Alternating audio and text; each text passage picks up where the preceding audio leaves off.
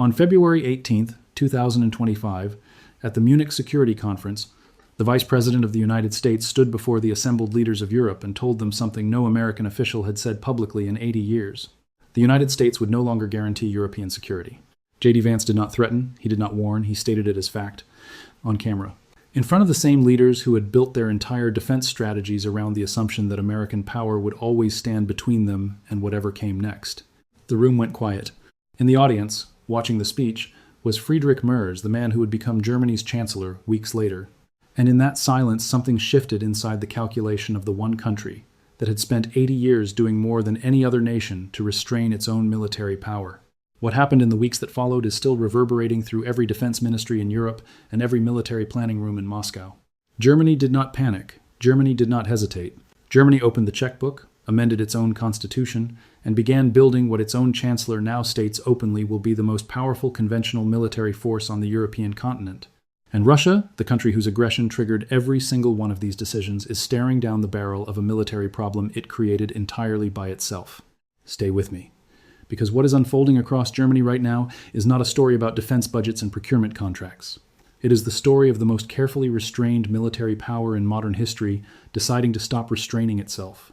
And the full implications of that decision are only beginning to land. To understand what Germany is building, you first need to understand what Germany spent 80 years deliberately not building.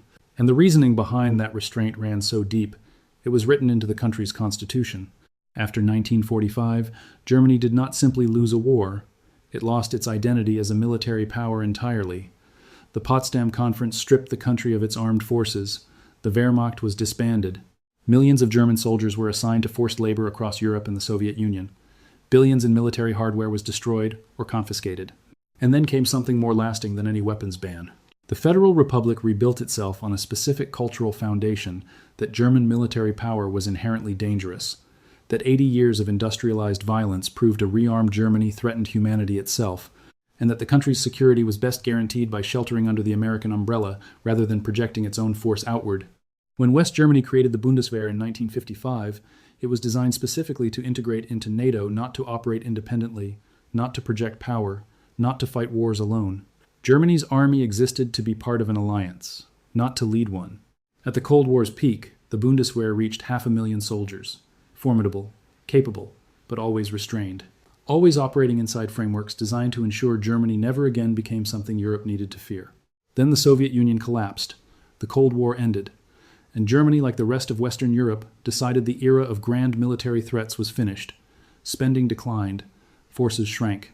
Equipment aged, investment evaporated. By 2018, only 4 of Germany's 128 Eurofighter Typhoons were classified as combat-ready. 4. Active duty soldiers were training with broom handles because there were not enough rifles. Land forces operated at 50% readiness. Defense spending sat at 1.2% of GDP in the wealthiest, most populous country in Europe. The army that had once pushed to the gates of Moscow was reduced to a hollowed institution that its own commanding general described as standing more or less empty-handed while Russia massed troops on Ukraine's border. When the invasion came, Germany's most significant contribution was an offer to send helmets. Not air defenses, not missiles, helmets. The mayor of Kyiv called it a joke. He was right. But it was not a joke, it was a symptom. It revealed exactly how far 80 years of deliberate military atrophy had taken a country that had once terrified an entire continent. But here is what almost nobody was paying attention to in those first weeks of shock. The decision Germany made in the immediate aftermath of February 24th, 2022, was not a gesture. It was not a statement designed for domestic consumption and international optics. It was the beginning of the most consequential military transformation in Europe since the Cold War. And it has not stopped accelerating since. Chancellor Scholz announced a €100 billion special fund for the Bundeswehr within days of the invasion. He committed anti-tank weapons, surface-to-air missiles, direct military support to Ukraine. He called it Germany's historical responsibility. Political analysts reached for the word Zeitenwende, a turning of the times. They were right about the word, they were wrong about the scale. Because what Scholz started, Friedrich Merz has turned into something no diplomatic language adequately describes. Merz rewrote the German constitution. He persuaded the Bundestag to amend the debt brake, a constitutional provision that had strictly limited government borrowing, to exempt defense spending entirely. A constitutional amendment. Not a budget adjustment, not a policy declaration. a rewriting of the foundational document of the German state, specifically to remove the financial ceiling on military power. Sophia Besch of the Carnegie Endowment for International Peace called it a cultural revolution. General Carsten Breuer, the Army's commanding general, called it a wake-up call Germany was no longer willing to snooze. Both were understating what had actually happened. Because what had actually happened was that Germany had formally, legally, permanently removed the constitutional restraint on becoming a military power again. And then it started spending. The numbers explain why Moscow's planning rooms are no longer comfortable places to be. Germany's defense budget rose from 86 billion euros in 2025 to 108 billion in 2026. By 2029, it is projected to reach 152 billion euros annually. For direct comparison, the United Kingdom's defense budget is set to reach £74 billion by 2028. France has committed 64 billion euros for 2027. Germany's 2029 target exceeds both of those figures combined, by itself. But money is only the beginning of this story. Germany is not spending blindly. It is spending with the methodical precision that has defined German industrial organization for more than a century. And what it is purchasing is not political compromise or legacy equipment. It is the most capable military hardware available anywhere on Earth. The German Air Force is retiring its Tornado jets and replacing them with F-35S. This is not an upgrade. This is a generational leap from 4th generation to 5th generation stealth. From aircraft Russian radar can reliably track to platforms designed from the ground up to be invisible to those systems. Germany's F-35 transition makes it a full participant in NATO's nuclear deterrence architecture in ways it was not before. And it joins an exclusive tier of air forces that can project true 5th generation capability over contested airspace. Germany is not stopping at American platforms. It is leading the collaborative development of the Airbus Wingman, an AI-piloted unmanned fighter designed to accompany European combat aircraft, capable of reconnaissance, radar jamming, air-to-air engagement, and precision surface strikes. Deployment is scheduled for the early 2030s. A European military AI combat system built around German engineering, projecting German-designed capability. On the ground, the Arminius project has begun. Up to 1,800 Boxer armored vehicles contracted from Rheinmetall and KNDS Deutschland, 40 billion euros. The Boxer is fully modular, reconfigurable for troop transport, fire support, command and control, or medical operations depending on mission requirements. Initial deliveries begin in late 2026. Germany has also ordered 400 Tomahawk cruise missiles, filling the long-range deep strike gap that its own missile experts had described as dramatic. Air defenses are being upgraded with new ground-based systems. And Germany has committed 9 billion euros annually to Ukraine through 2029, actively sustaining a war against Russia while simultaneously rebuilding its own military from the foundations. That is not a country hedging.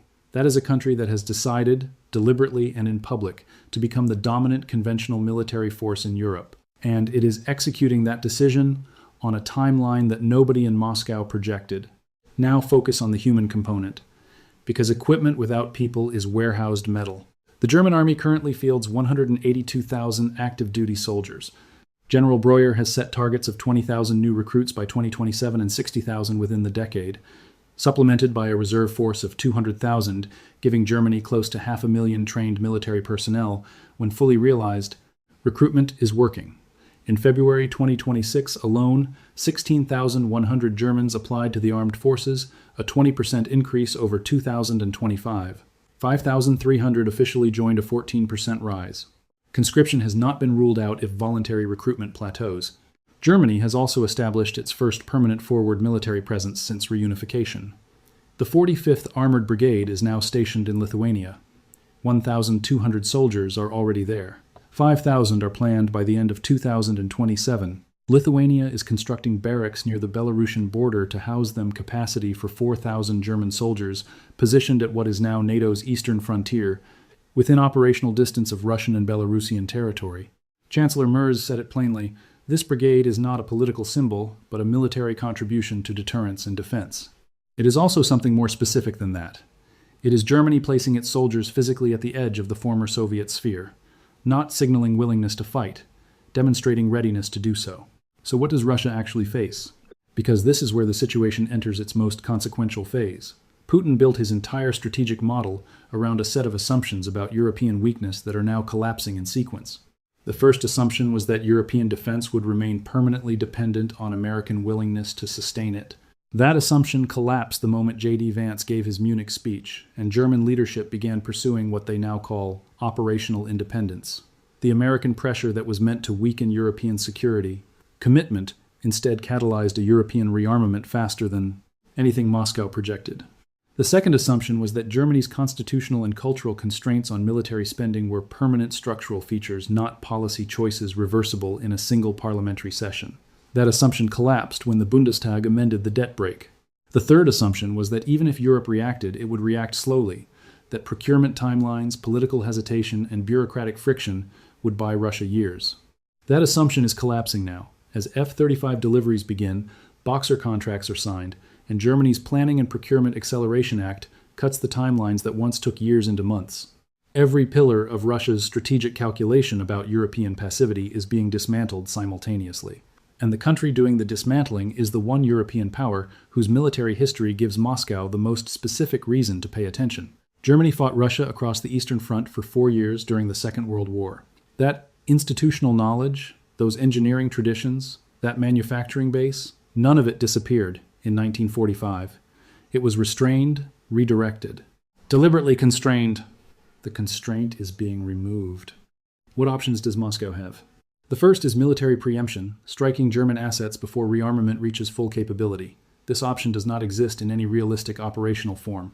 Germany is a NATO member state. Article 5 is binding. An attack on Germany is an attack on the United States, France, the United Kingdom, and 28 other members simultaneously.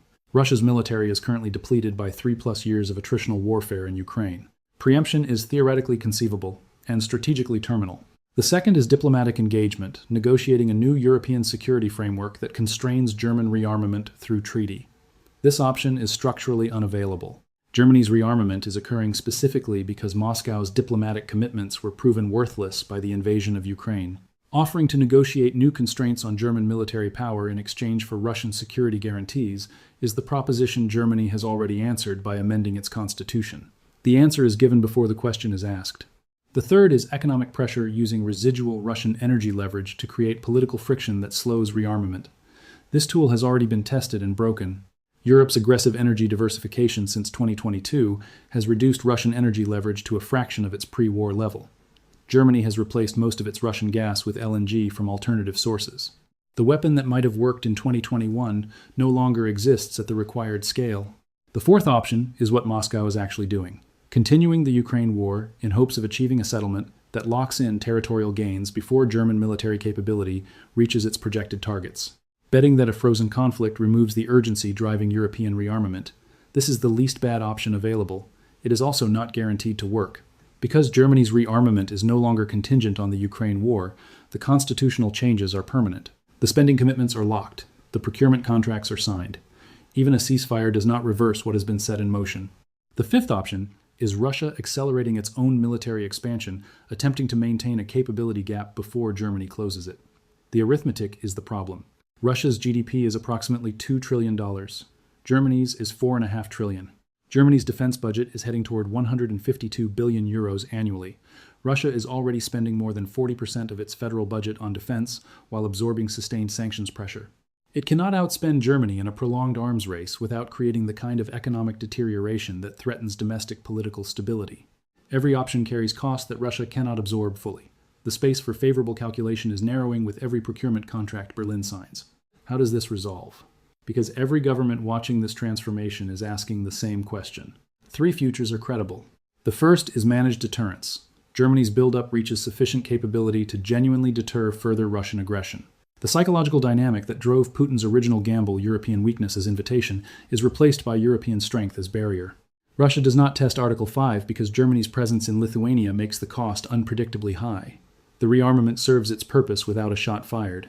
Europe's security order stabilizes around new facts on the ground, negotiated not through diplomacy but through the unmistakable reality of German military power. The second is miscalculation. Russia, watching its strategic position deteriorate, concludes the window for action is closing and attempts a territorial fait accompli in the Baltic states or eastern Poland before Germany's rearmament is complete. NATO wargames suggest this is not an implausible Russian calculation. Those same wargames suggest that any such attempt would generate a European military response that Russia, in its current depleted state, cannot sustain. This is the future nobody wants. It is also the future that becomes more probable the more desperate Moscow's strategic position becomes. The third is prolonged competition. Germany and Russia locked in a sustained capability contest across a divided Europe, neither willing to accept the other's terms, neither ready to force resolution by other means. This future inflicts ongoing economic and strategic costs on both parties and leaves the continent in a state of armed tension that shapes every political decision made in Moscow and Berlin for a generation. The future that materializes will be determined by decisions being made right now in the Kremlin, in the Bundestag, and in Washington, where American policy toward both its European allies and Russia continues to evolve in ways that neither Moscow nor Berlin can fully predict.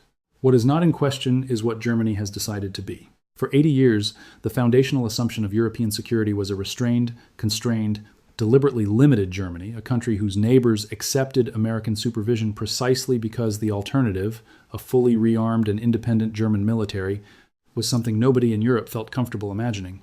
That assumption is gone. Germany has the largest economy in Europe.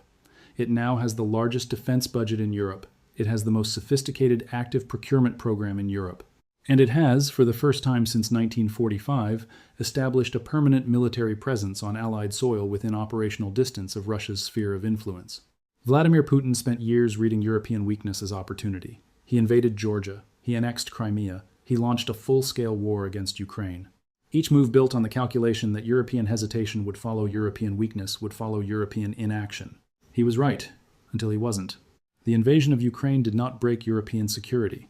It rebuilt it around the one country in Europe with the industrial capacity, the economic depth, and now the political will to field a military force that permanently alters the strategic balance. Russia created the threat it spent decades claiming to fear most. And the distance between what Germany says it is building and what Germany is actually fielding is closing faster than Moscow's planners ever projected. The giant that spent 80 years carefully limiting itself has decided the limits no longer serve its interests. One procurement contract at a time, one soldier recruited at a time, one constitutional amendment at a time, until the restraint is gone. And what remains is something Europe has not seen since 1945, and something Moscow will spend the next decade learning to live with, whether it chooses to or not.